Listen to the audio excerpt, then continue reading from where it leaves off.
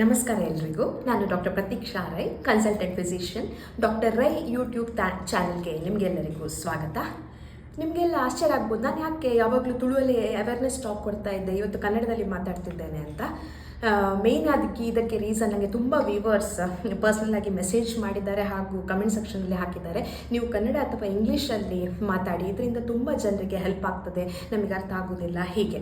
So ಅದರಿಂದಾಗಿ ತುಂಬ ಜನರಿಗೆ ಇದರಿಂದ ಹೆಲ್ಪ್ ಆಗಲಿ, ತುಂಬ ಜನರಿಗೆ ರೀಚ್ ಆಗಲಿ ಅನ್ನುವ ದೃಷ್ಟಿಯಿಂದ ನಾನು ಇವತ್ತಿಂದ ಕನ್ನಡದಲ್ಲಿ ಹೆಲ್ತ್ ಬಗ್ಗೆ ಅವೇರ್ನೆಸ್ ಟಾಕನ್ನು ಕೊಡ್ತಾ ಇದ್ದೇನೆ.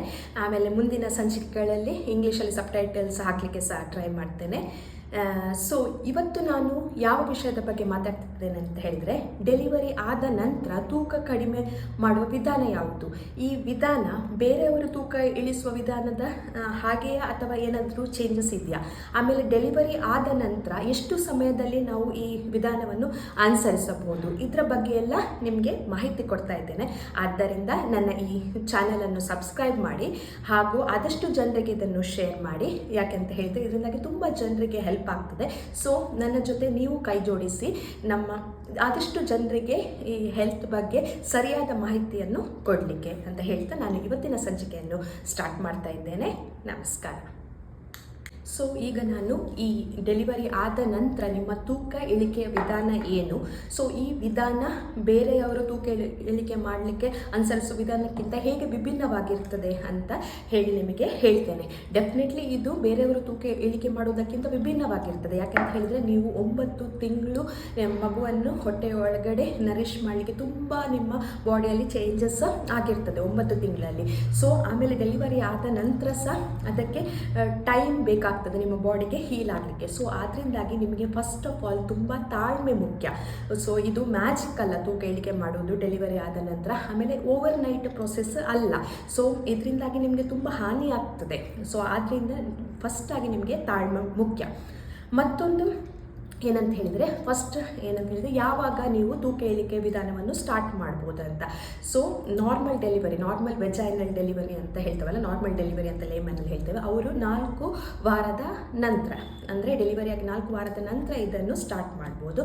ವೆರಸ್ ಸಿಸೇರಿಯನ್ ಆದವರು, ಆಪ್ರೇಷನ್ ಆಗಿ ಮಗುವನ್ನು ಹೊರಗಡೆ ತೆಗೆದವರು 8 ವಾರದ ನಂತರ ನೀವು ನಿಮ್ಮ ಈ ವಿಧಾನವನ್ನು ಸ್ಟಾರ್ಟ್ ಮಾಡಬೇಕು. ಯಾಕಂತ ಹೇಳಿದರೆ ನಿಮ್ಮ ಬಾಡಿಯಲ್ಲಿ ತುಂಬ ಚೇಂಜಸ್ ಆಗಿರ್ತದೆ. ಸೊ ಅದು ಹೀಲ್ ಆಗಲಿಕ್ಕೆ ನಾರ್ಮಲ್ ಡೆಲಿವರಿ ಆದವರಿಗೆ ಅಟ್ಲೀಸ್ಟ್ 4 ವಾರ ಬೇಕು, ಸಿಸೇರಿಯನ್ ಆದವರಿಗೆ ಅಟ್ಲೀಸ್ಟ್ 8 ವಾರ ಬೇಕು. ಸೊ ಆಮೇಲೆ ನೀವು ಈ ವಿಧಾನವನ್ನು ಸ್ಟಾರ್ಟ್ ಮಾಡಬೇಕು. ಮತ್ತೊಂದು ನೀವು ನೆನಪಿನಲ್ಲಿಟ್ಟುಕೊಳ್ಳಬೇಕಾದ ಏನಂತ ಹೇಳಿದರೆ, ನೀವು ಏನು ಮಾಡಿ ಅಂತ ಹೇಳಿದರೆ, ನಿಮ್ಮ ಈ ಗರ್ಭಾವಸ್ಥೆ ಪ್ರೆಗ್ನೆಂಟ್ ಆಗೋದಕ್ಕಿಂತ ಮುಂಚೆ ನಿಮ್ಮ ತೂಕ ಎಷ್ಟಿತ್ತು, ಆಮೇಲೆ ಈಗ ಪ್ರೆಗ್ನೆಂಟ್ ಆದ ನಂತರ 9th ಮಂತಲ್ಲಿ ಎಷ್ಟು ಗೇನ್ ಆಗಿದ್ರಿ, ಸೊ ಅದನ್ನು ನೀವು ನೋಡ್ಕೊಳ್ಬೇಕು. ಯೂಶ್ವಲಿ ನಾರ್ಮಲ್ ಆಗಿ ಇದ್ದವರೊಂದು 11ರಿಂದ 16 kg ಅಷ್ಟು ವೆಯ್ಟ್ ಗೇನ್ ಆಗ್ತಾರೆ. ಆಮೇಲೆ ಏನಾಗ್ತದೆ, ಡೆಲಿವರಿ ಆದ ಕೂಡಲೇ 5 kg ಯೂಶ್ವಲಿ ಕಮ್ಮಿ ಆಗ್ತದೆ. ಯಾಕಂದರೆ ಮಗುವಿದ್ದು ವೆಯ್ಟ್ ಆಗಿರ್ಬೋದು, ಸೊ ಮಗುವಿನ ಸುತ್ತ ಆಮ್ನೋಟಿಕ್ ಫ್ಲೂಯಿಡ್ ಅಂತ ಹೇಳಿರ್ತೇವೆ, ಅದರದ್ದು ವೆಯ್ಟ್, ಮತ್ತು ಕಸ ಪ್ಲೆಸೆಂಟಾ ಅಂತ ಹೇಳ್ತೇವೆ. ಸೊ ಇದೆಲ್ಲ ಹೋಗಿ ಒಂದು 5 kg ಅಷ್ಟು ಇಮಿಡಿಯೇಟ್ಲಿ ಲೂಸ್ ಆಗ್ತದೆ.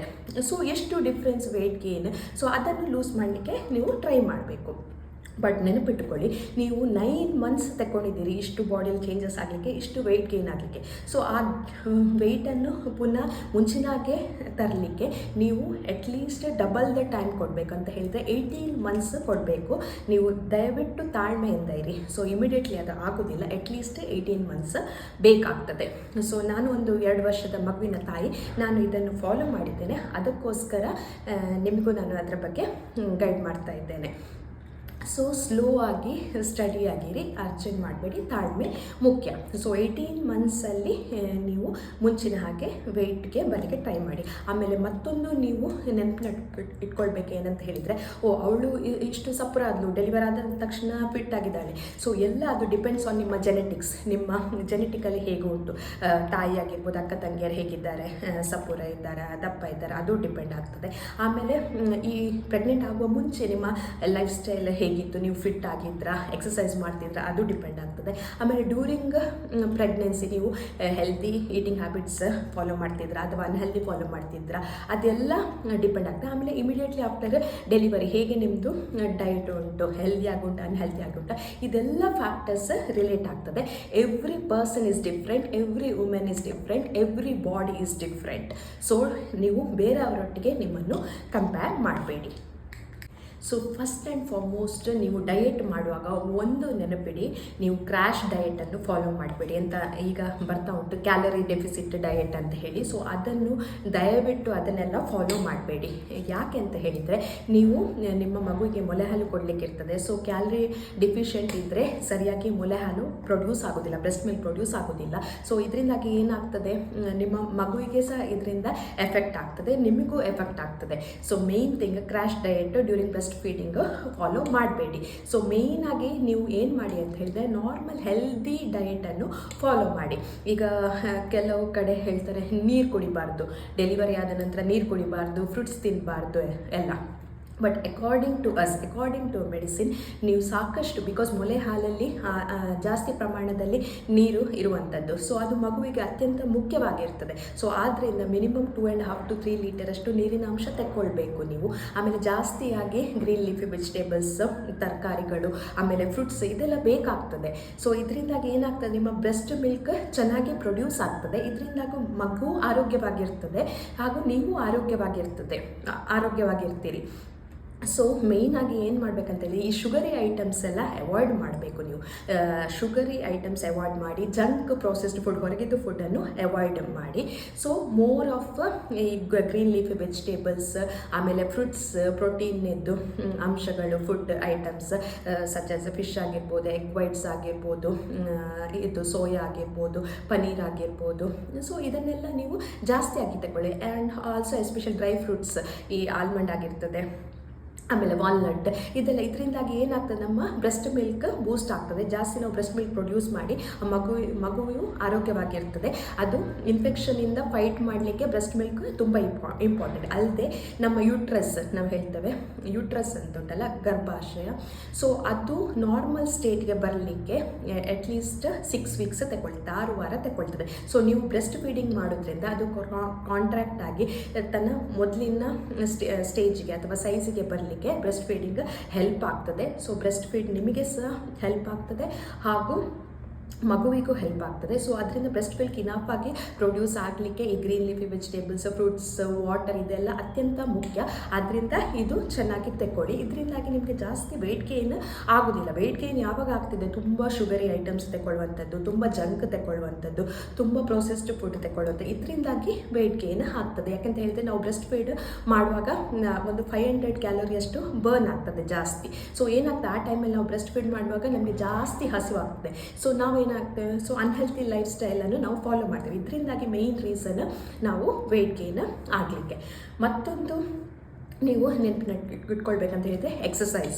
ಸೊ ಎಕ್ಸಸೈಸ್ ಇನಿಷಿಯಲಿ 6 ವೀಕ್ಸಲ್ಲಿಯೇ ನೀವು ಫುಲ್ ಹೈ ಇಂಟೆನ್ಸಿಟಿ ಎಕ್ಸಸೈಸ್ ಎಲ್ಲ ಮಾಡಲಿಕ್ಕೆ ಹೋಗಬೇಡಿ. ಸೊ 6 ವೀಕ್ಸ್ ತನಕ, ಅಂದರೆ ಸಿಸರಿನ್ ಆದವರಿಗೆ 6 to 8 ವೀಕ್ಸ್ ತನಕ ಟೈಮ್ ಕೊಡಿ. ನಾರ್ಮಲ್ ಆದವರಿಗೆ ಅಟ್ಲೀಸ್ಟ್ 4 ವೀಕ್ಸ್ ಟೈಮ್ ಕೊಡಿ. ಆಮೇಲೆ ಸ್ಲೋ ಆಗಿ ಸ್ಟಾರ್ಟ್ ಮಾಡಿ ನಿಮ್ಮ ಎಕ್ಸಸೈಸ್. ಸೊ ಫಸ್ಟಿಗೆ ಏನು ಮಾಡ್ಬೋದು, ನೀವು ಜಸ್ಟ್ ವಾಕಿಂಗ್ ಸ್ಟಾರ್ಟ್ ಮಾಡಿ. ಇನಿಷಿಯಲ್ ಎವ್ರಿ 30 ಮಿನಿಟ್ಸ್ ನಿಮ್ಮ ಮಗುವನ್ನು ಕರ್ಕೊಂಡು ಹೊರಗಡೆ ವಾಕಿಂಗ್ ಮಾಡ್ಬೋದು. So at least up to 4 months you can just walk. ಒಂದು daily half an hour walk ಮಾಡ್ಬೋದು. ಹಾಗೆ once it is 3 months or 4 months ಆದ ನಂತರ ನೀವು ಸ್ವಿಮ್ಮಿಂಗಾ, ಏರೋಬಿಕ್ಸ ಹೀಗೆ ಸ್ಟಾರ್ಟ್ ಮಾಡಿ. ಸೊ ಆಮೇಲೆ later in the stage you can go into high intensity workout. So ಸ್ಟಾರ್ಟಿಂಗಲ್ಲಿ ನೀವು ಹೈ ಇಂಟೆನ್ಸಿಟಿ ವರ್ಕೌಟ್ ಮಾಡಬೇಡಿ, ಅದೊಂದು ಅಡ್ವೈಸ್. ಸೊ ನೆನಪಿಟ್ಕೊಳ್ಬೇಕು, it is a slow process. So immediately ನೀವು ವೆಯ್ಟ್ ಲಾಸ್ ಆಗಲಿಕ್ಕೆ ಹಾಗೆ ಟ್ರೈ ಮಾಡೋದಲ್ಲ. First thing is a healthy lifestyle ನೀವು ಇದು ಮಾಡಿ, ಆಗ ತನ್ನಿಂತಾನೇ ನಿಮ್ಮದು ವೆಯ್ಟ್ ಇದು ಪ್ರೀ ಪ್ರೆಗ್ನೆನ್ಸಿ ಸ್ಟೇಟಿಗೆ ಬರ್ತದೆ. So initially start with the walking after 8 weeks normal delivery ಅಂದರೆ after 4 weeks every 30 minutes. So ಆಮೇಲೆ slowly after 3 months you can do aerobics ಹಾಗೆ ಮತ್ತು high intensity workout after 4 to 5 months ನೀವು start ಮಾಡಿ. So it will you have to give minimum 18 months after delivery ನಿಮ್ಮ body ಮುಂಚಿನ ಹಾಗೆ ಆಗಲಿಕ್ಕೆ. ಆಮೇಲೆ ಹೊಟ್ಟೆ ದೊಡ್ಡ ಅಂತ ಕೆಲವರಿಗೆ ಪ್ರಾಬ್ಲಮ್ ಇರ್ತದೆ. ಸೊ ನಮ್ಮದು ಒಳ್ಳೆ ಯೂಟ್ರಸ್ ಅಂತ ಹೇಳಿದಲ್ಲ, it will take at least 6 weeks ಅದು ನಾರ್ಮಲಿಗೆ ಬರಲಿಕ್ಕೆ. ಸೊ ಅದರಿಂದಾಗಿ ನಮ್ಮ ಹೊಟ್ಟೆ ದೊಡ್ಡದಿರ್ತದೆ, ಅದು ನಾರ್ಮಲ್.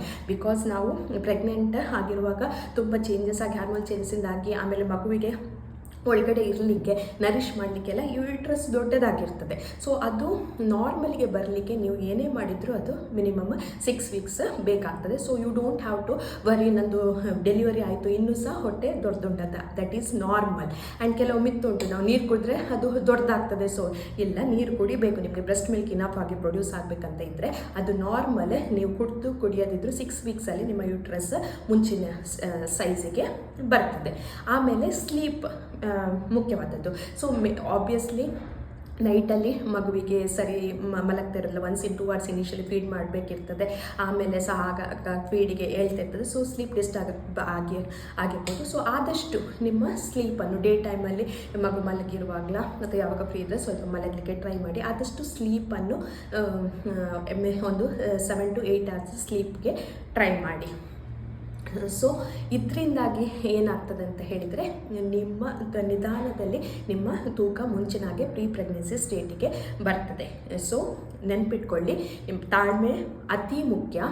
ಸೊ ಮಿನಿಮಮ್ 18 ಮಂತ್ಸ್ ಕೊಡಿ ನೀವು ಮುಂಚಿನಾಗೆ ಆಗಲಿಕ್ಕೆ. Avoid junk food, sugary food, ಇದೆಲ್ಲ ಹೆಲ್ತಿ ಲೈಫ್ ಸ್ಟೈಲ್ ಅಡಾಪ್ಟ್ ಮಾಡ್ಕೊಳ್ಳಿ. Proper healthy diet and exercise, high intensity workout only after 4 to 5 months. ಆಮೇಲೆ ಸಾಕಷ್ಟು ನೀರು ತೆಕ್ಕೊಳ್ಳಿ. ಆಮೇಲೆ ಆರಾಮ್ಸೆ ನಿದ್ದೆ ಅತಿ ಮುಖ್ಯ. ಸೊ ಇದನ್ನೆಲ್ಲ ನೀವು ಪಾಲಿಸಿದರೆ ನೀವು ಒಂದು 18 ತಿಂಗಳಲ್ಲಿ ಮುಂಚಿನಾಗೆ ಪ್ರೀ ಪ್ರೆಗ್ನೆನ್ಸಿ ಸ್ಟೇಟಿಗೆ ಬರ್ಬೋದು.